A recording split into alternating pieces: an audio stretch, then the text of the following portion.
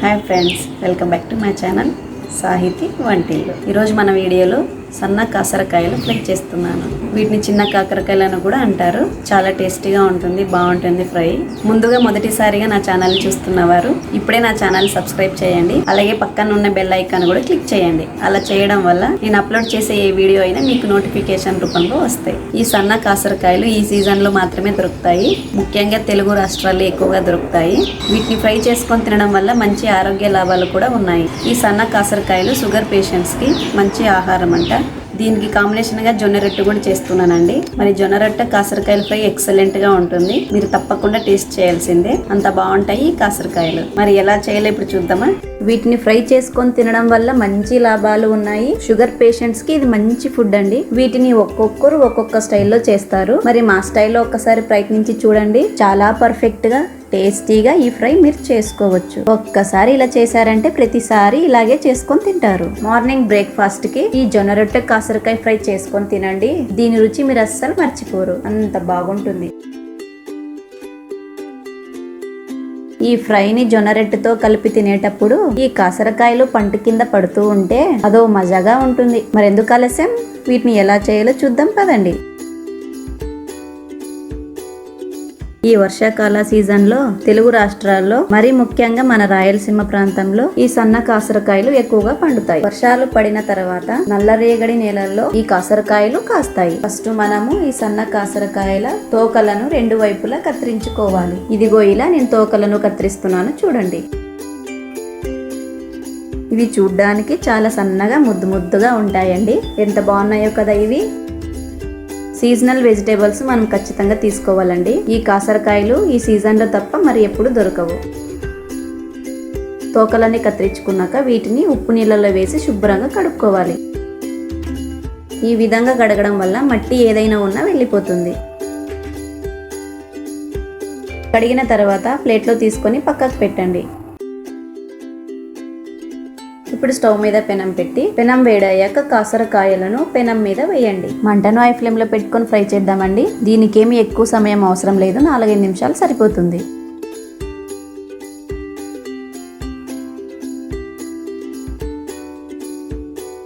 కొద్దిసేపటి తర్వాత 2 టేబుల్ స్పూన్ల నూనె వేసి వాటిని కలుపుతూ ఫ్రై చేయండి.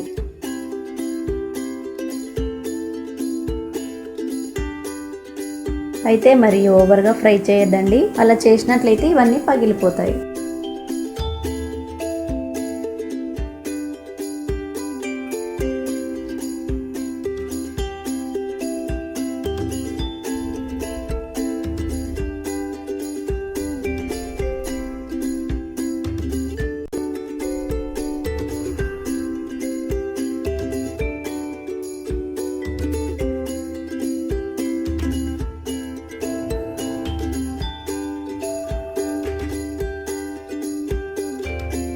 చూసారు కదా, కొద్దిగా రంగు మారాయి. వీటిని వేపుకోవడానికి నాకు 4 నిమిషాల సమయం పట్టిందండి. ఇప్పుడు స్టవ్ ఆఫ్ చేసి ఒక ప్లేట్లోకి తీసుకుంటున్నాను.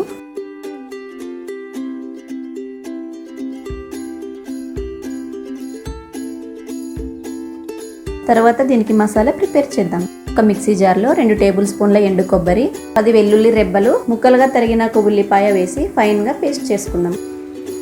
ఇప్పుడు స్టవ్ పైన మందపాటి కడాయి పెట్టి 2 టేబుల్ స్పూన్ల నూనె వేసి నూనె వేడయ్యాక 1 టేబుల్ స్పూన్ జీలకర్ర ఆవాలు వేసి జీలకర్ర ఆవాలు చిటపటలాడాక 1/2 కప్పు ఉల్లిపాయ తరుగు, 1 టేబుల్ స్పూన్ కరివేపాకు వేసి మీడియం ఫ్లేమ్లో పెట్టి కాస్త దూరగా వేయించండి. ఈ కరోనా సీజన్లో అల్లం, వెల్లుల్లి, ఉల్లిపాయలు ఎక్కువగా తీసుకుంటే మంచిదండో. ఉల్లిపాయలు గోల్డెన్ కలర్ వచ్చాక మనం గ్రైండ్ చేసి పెట్టుకున్న పేస్ట్ను వేసి పచ్చి వాసన పోయేంత వరకు మీడియం ఫ్లేమ్ మీద ఫ్రై చేయండి.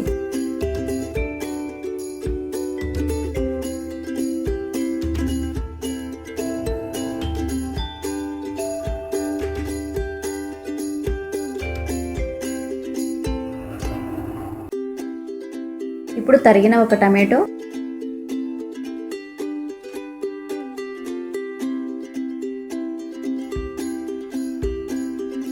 1 టేబుల్ స్పూన్ ధనియాల పొడి, తగినంత ఉప్పు, 1 టేబుల్ స్పూన్ కారం, 1/2 స్పూన్ పసుపు వేసి మీడియం ఫ్లేమ్లో పెట్టి మసాలా అంతా బాగా కలుపుకుందాం.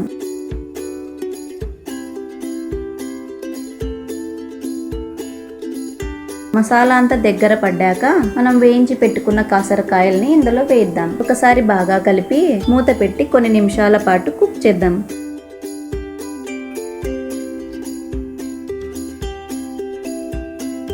కొంతమంది చేదు ఉండకూడదని బెల్లం కూడా వేసుకుంటారు. నేనైతే వేయలేదండి, మీకు కావాలంటే వేసుకోవచ్చు.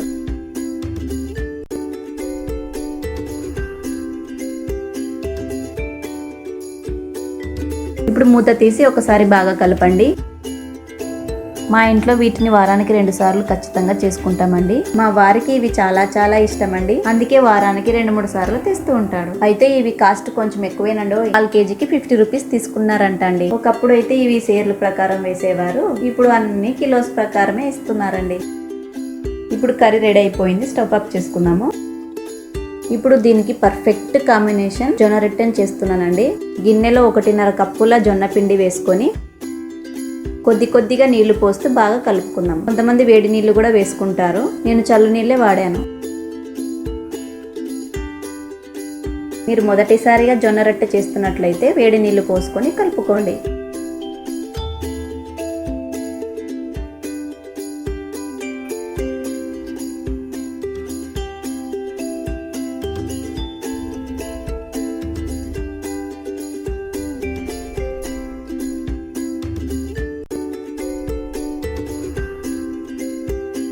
ఈ విధంగా చపాతీ పిండిలా మెత్తగా కలుపుకుందామండి. ఎంత మెత్తగా చేసుకుంటే రొట్టెలు అంత బాగా వస్తాయి.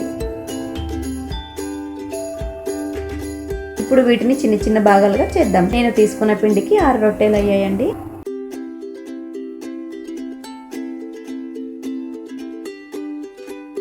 స్టవ్ మీద పెనం పెట్టి మీడియం ఫ్లేమ్లో పెనం వేడి చేయండి.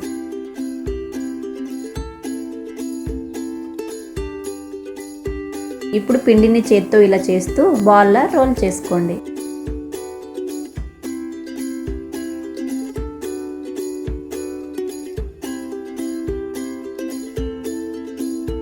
రొట్టెలు చేసే పీట పైన కొద్దిగా పొడి పిండి వేసుకొని రొట్టెలు తట్టుకుందాం. ఇలా పొడి పిండి వేసుకోవడం వల్ల పీటకు అతుక్కోదు. ఇలా నెమ్మదిగా తడుతూ పెద్దగా గుండ్రంగా చేసుకుందాం.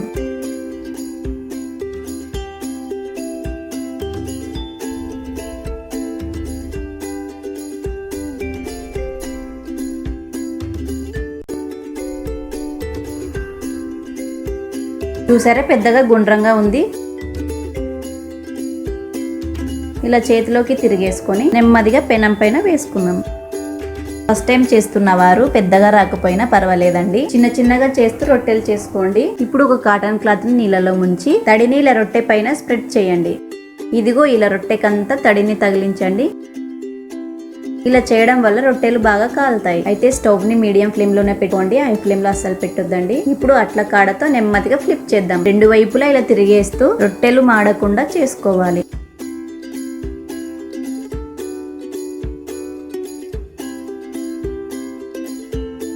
రొట్టెలు పచ్చిగా లేకుండా తిరిగేస్తూ కాల్చుకోండి.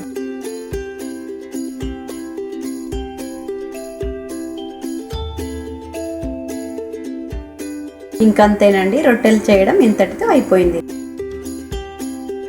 ఇప్పుడు ఒక ప్లేట్లో మనం జొన్న రొట్టెని కాసరకాయని సర్వ్ చేసుకుందాం.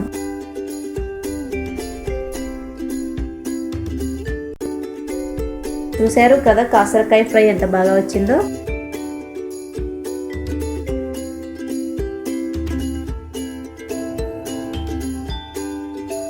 చూడండి, రొట్టెలు కూడా బాగా వచ్చాయి. మార్నింగ్ బ్రేక్ఫాస్ట్ కి ఈ జొన్న రొట్టె కాసరకాయ ఫ్రై చేసుకొని తినండి. దీని రుచి మీరు అస్సలు మర్చిపోరు, అంత బాగుంటుంది.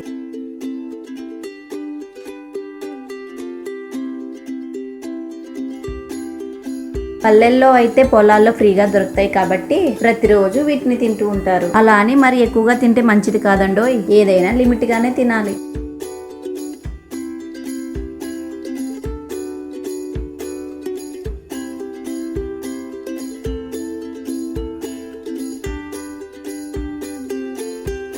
మీరు కూడా ఒకసారి ట్రై చేసి మీకు ఎలా కుదిరిందో మీ ఎక్స్పీరియన్స్ ని నాతో తప్పకుండా షేర్ చేయండి. చూసారు కదా జొన్న రొట్టె సన్న కాసరకాయ ఫ్రై ఎలా చేయాలో. మీరు కూడా ఇంట్లో తప్పకుండా ట్రై చేయండి. మీకు ఎలా వచ్చిందో నాతో షేర్ చేయండి. నా వీడియో మీకు నచ్చినట్లయితే ఇప్పుడే సబ్స్క్రైబ్ చేయండి, లైక్ చేయండి, షేర్ చేయండి, తప్పకుండా కామెంట్ చేయండి. Thank you for watching.